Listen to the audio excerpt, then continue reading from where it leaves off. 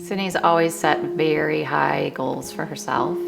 The girl just didn't have any fear. One of the stories that I love thinking about Sydney, and it so characterizes her personality, is when she was in first grade.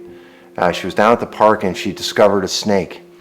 And this was probably a quarter mile away from our house, and she carried the snake home to show us how cool it was. And I'm pretty sure that snake lived in our backyard for the next 6 or 7 years. And that translated into the things that she would, frankly, attack. I mean, she would just have an idea, and she was so tenacious following these ideas. One of her goals was to create an app, and she won a DECA competition with this app idea, which was incredibly funny but super useful, which was this concept of rating toilets across the United States with a user-based input called Paradise Potty. And she loved this idea and continued developing it.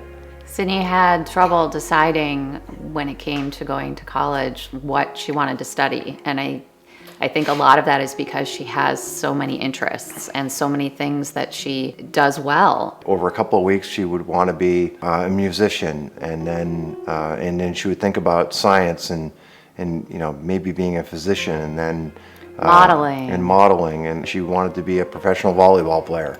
I think for us, as having maybe a little bit more experience in the world, I think we probably falsely dampened some of those dreams. And because she was just a tenacious kid, she wouldn't settle for that, and she would keep pushing for the things that she wanted.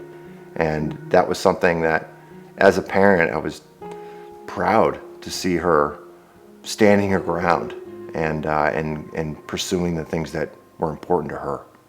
Anyone with information, please contact the San Francisco Police Department or our private investigator at the numbers on the screen. No detail is too small. Keep sharing your photos and stories about Sydney on social media, and follow the Find Sydney West page on Facebook and Instagram. Together, we will find Sydney and bring her home.